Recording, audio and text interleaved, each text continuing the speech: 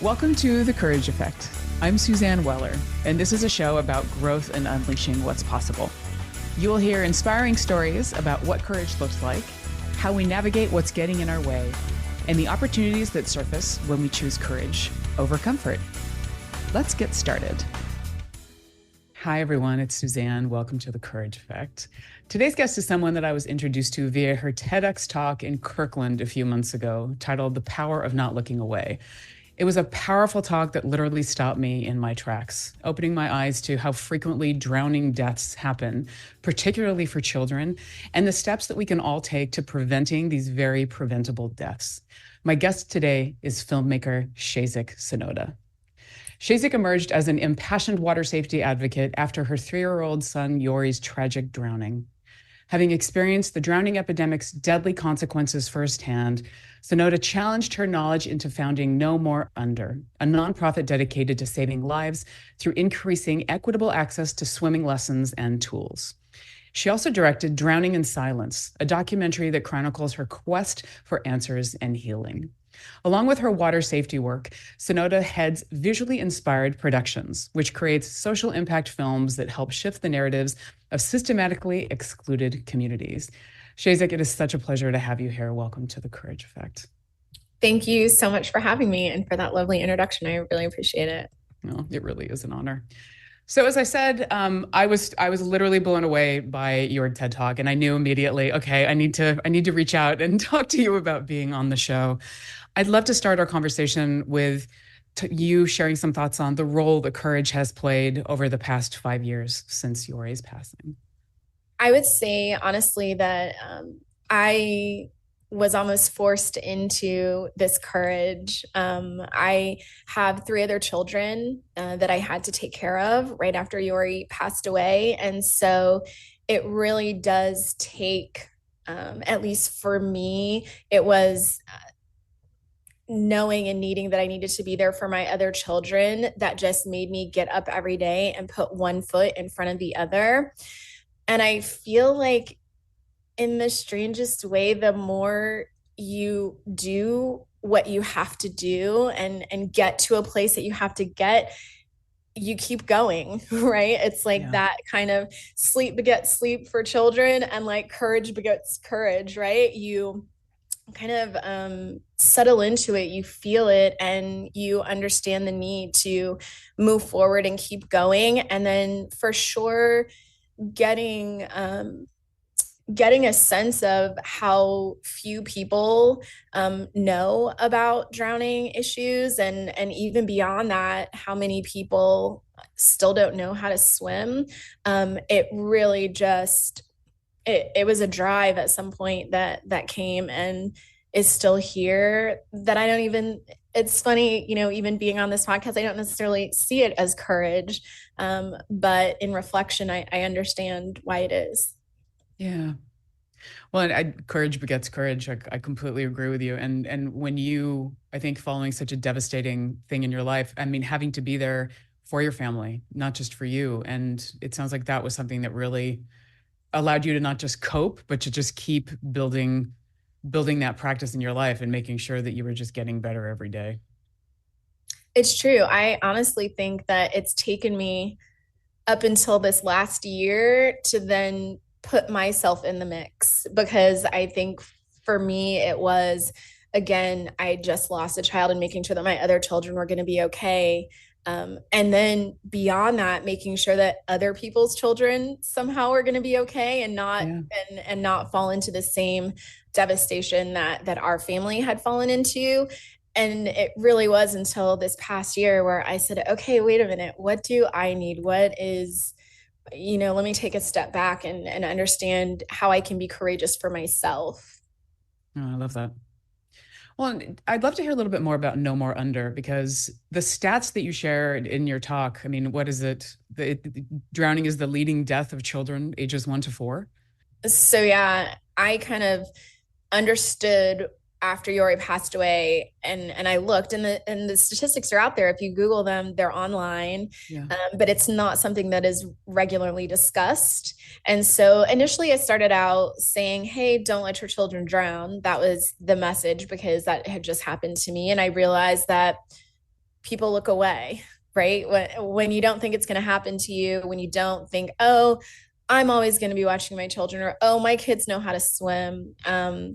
And I realized that it is more of an awareness of water safety and what we need to do around it. And so I initially kind of started one way and then pivoted to more of a water safety kind of, I don't know, message that includes drowning prevention within it, because it can happen. And while there is a statistic out there that say 88% of people, if they do know how to swim, they're less likely to drown.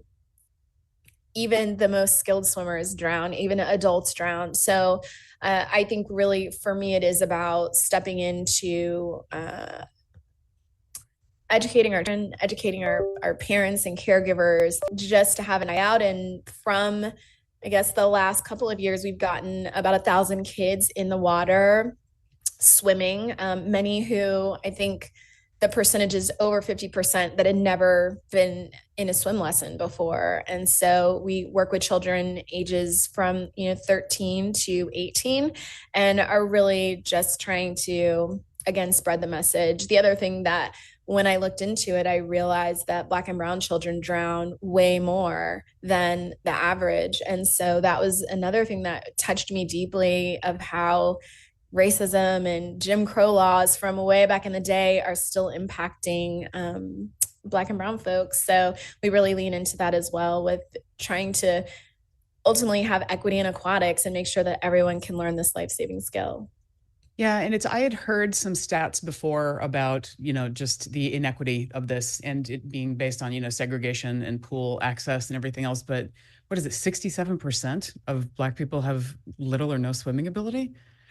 That's what the statistic is, and that's really what we're trying to fight back, and make sure that there isn't that. You're only 13% likely to learn how to swim if your parent does not know how to swim. So considering how many people were, again, not able to get in a pool and learn, that has trickled down even to this generation. Yeah. And it makes me realize how much I've taken it for granted that I can swim. I mean, I grew up in Southern California, and my parents every summer we did swimming lessons. I think it was not only to keep us busy and entertained, but I'm so grateful that we did that. I mean, I even remember doing a swimming class where we had to tread water for 15 minutes fully clothed, which was so hard. Yep.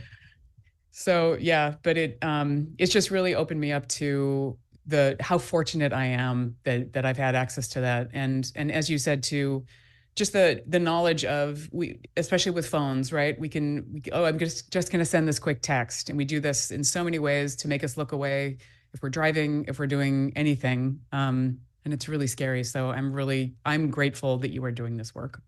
Thank you. I appreciate that. Yeah. I'm curious for you, now that we were talking about courage, is this really the first time that you have felt courageous?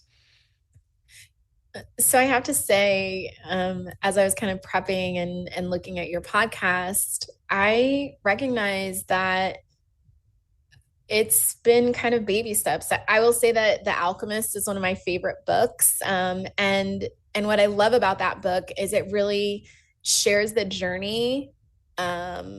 You think you're supposed to go one way and you end up another way, and you don't really even understand why things are happening until perhaps you get there. And I do understand that I've had moments in my life, for sure, from high school and perhaps even before, where I've had to step into what I didn't necessarily know was courage, but just forging a path ahead.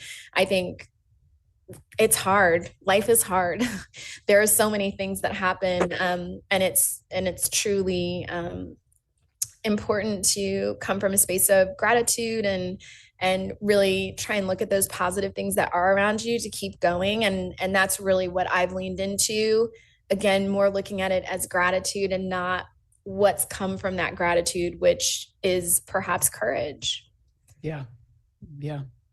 Well, and that's the thing that really blows me away about the show too, is that when I invite people and so many are like, well, I'm not really that courageous. It's like, you don't have to be a firefighter or you don't have to be somebody that is doing, life-saving work on a day-to-day basis to be courageous. So thank you. And thank you for also the work of making courage contagious, right? I mean, helping other people to understand that we just have to make a commitment to making a difference. And I have to say, I've made the commitment to take CPR classes from your talk because it's something that I've always done, but too busy, just completely backburnered. I can't do that anymore. So, and that to me is an act of courage, not just for myself, but also for other people. I love that. No, for sure. I agree that courage is courageous, or sorry, courage is contagious. And I think it's important to be able to have examples out there, right? I wouldn't be here if it weren't for another mom that did a similar, kind of speaking out after her son passed away. And I had someone come to me in Australia. I was recently there speaking at a conference who said that I then helped support her from my film after her child drowned. So again, it's so important that even those little small moments of stepping in and trying something new and not looking away, you are really truly being an example for others in your family, community.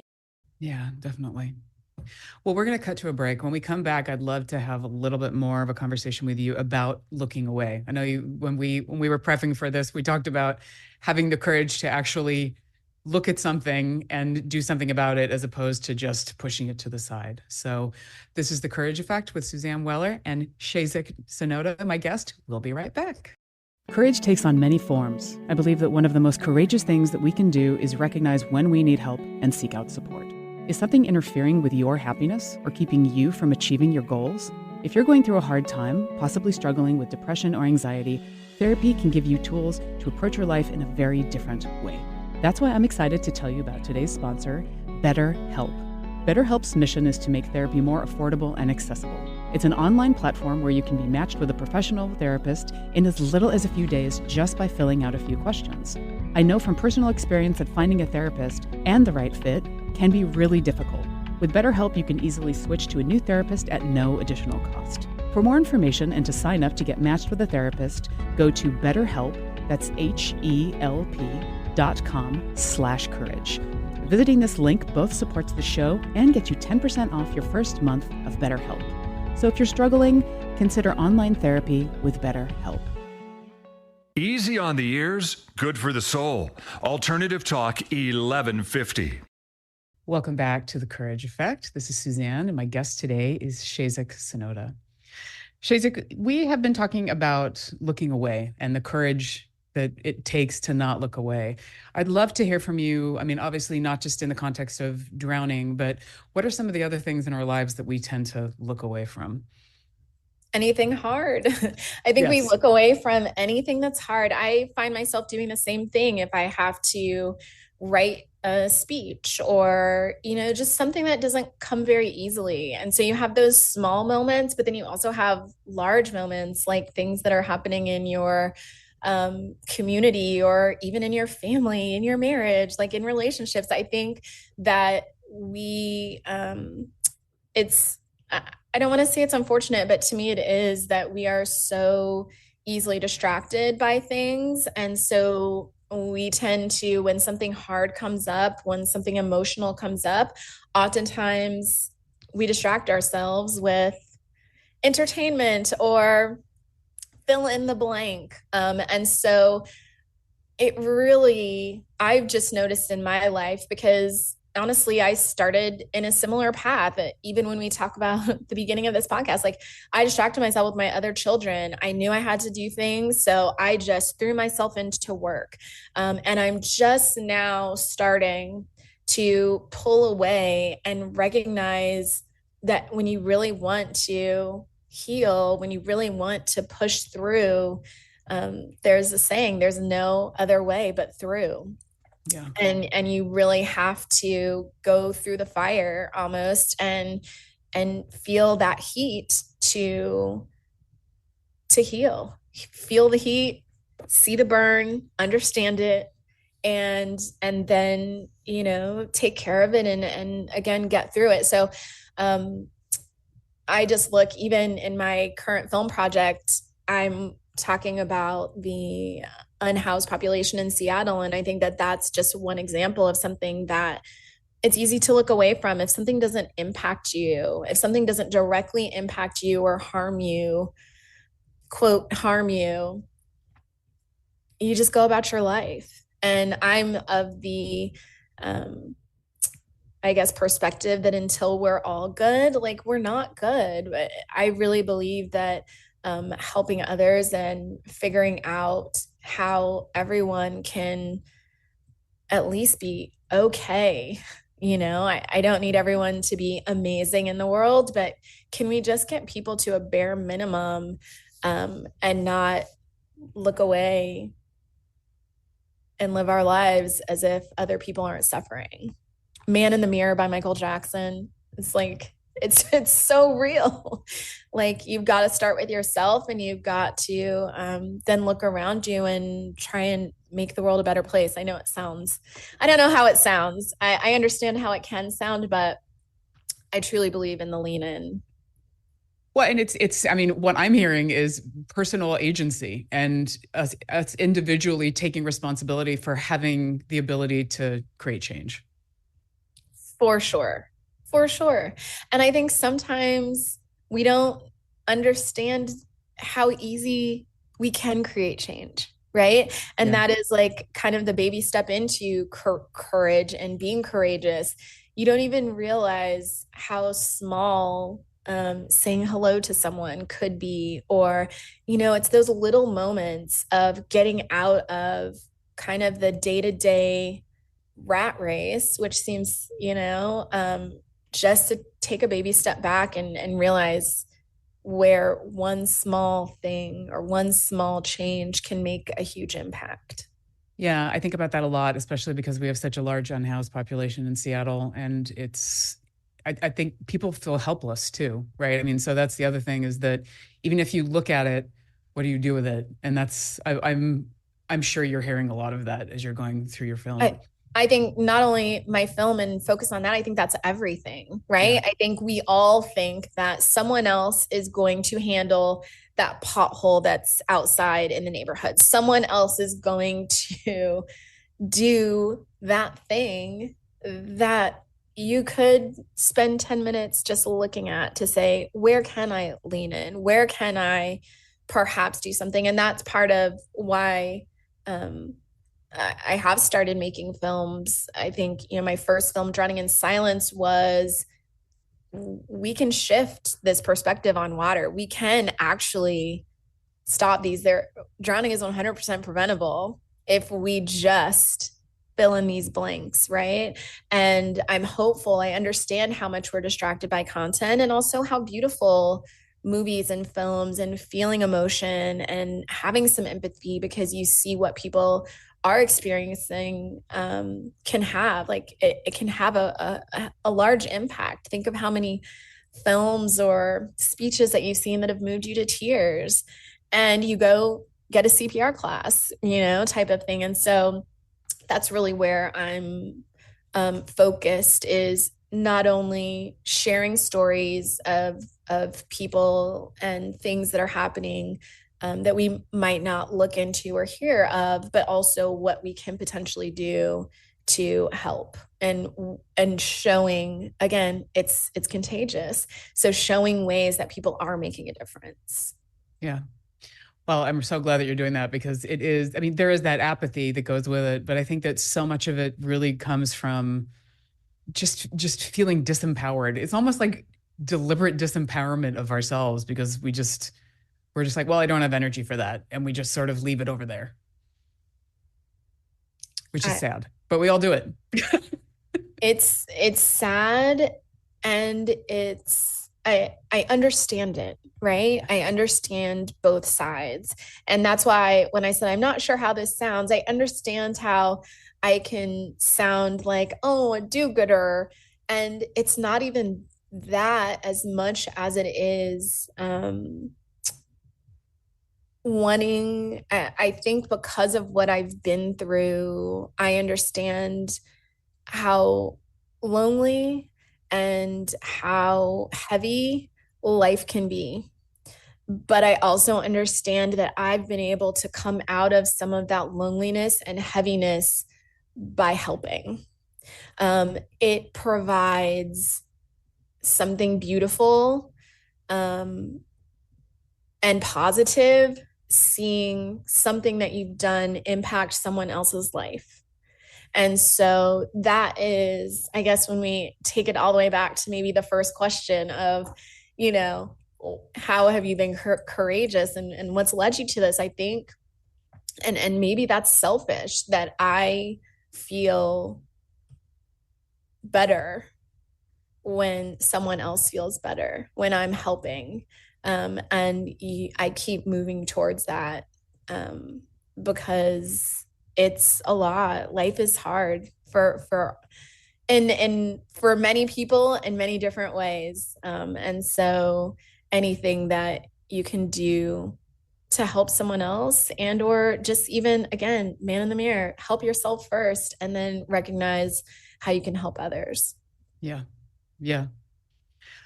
Well, and I identify as a helper very much so in my life. And it's one of those things that I don't know if it's necessarily selfish. I mean, there is a certain amount of validation I think that we get out of doing it. But if it's done with good intention, and if it's done in a way that it makes sense, because that's the thing, right? Sometimes you can force help on people when they don't need it. That's where it gets dangerous. For sure.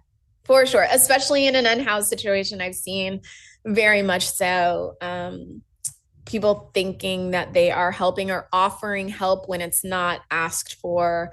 And it's very, we work with No More Under communities, and you want to make sure that you're not just saying, I can help you, I've got all the answers and I know what you need, because you don't actually. So really being able to step back and listen to what people do need, and or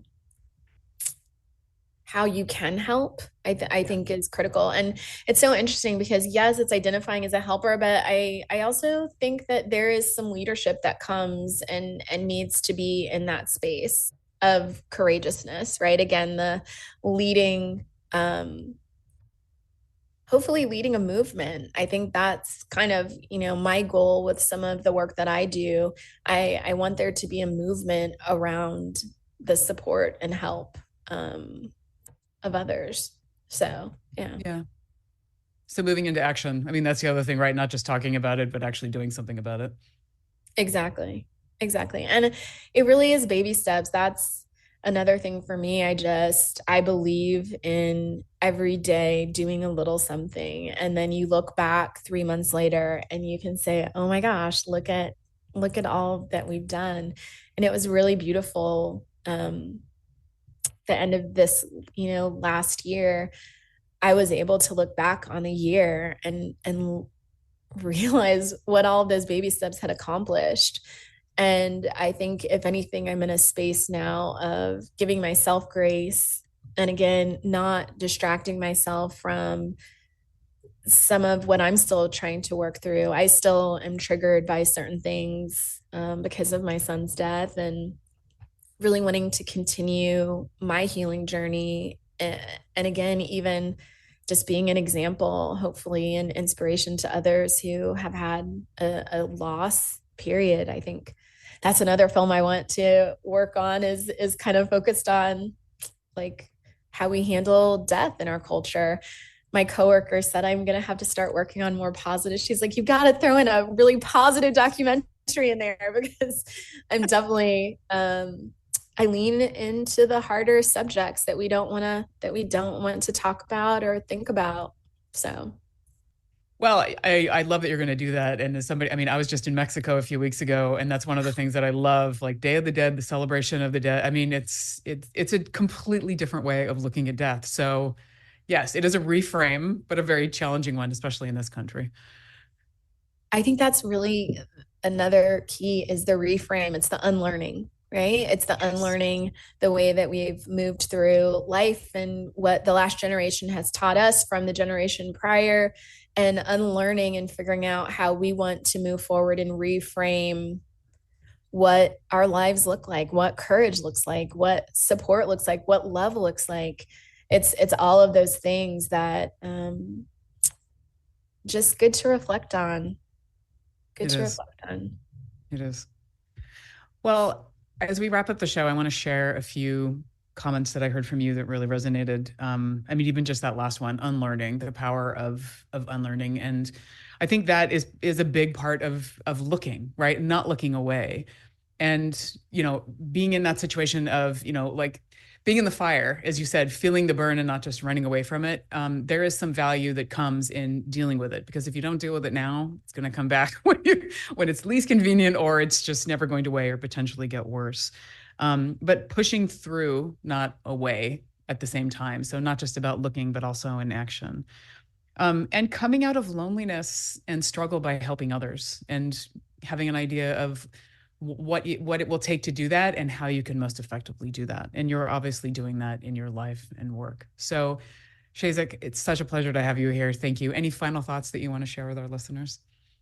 No, I just want to say thank you for having the courage to do this. I mean, just even stepping into this space is beautiful, and giving people, just a platform to share and hopefully spread that courage, and inspire others. So thank you for having me, and thank you for being in the space that you are, and having the impact that you do. Thank you. I appreciate that. I'm so happy to shine a spotlight on your work. I can't wait to see your film that you're working on now and what you work in the future. And with your TED Talk being out there for everybody to get to, TEDx Bellevue Women, definitely give it a watch, everybody. It is so worth it. So thank you, Chezik. Thank you. All right, everybody. Happy New Year. Take care. Stay courageous.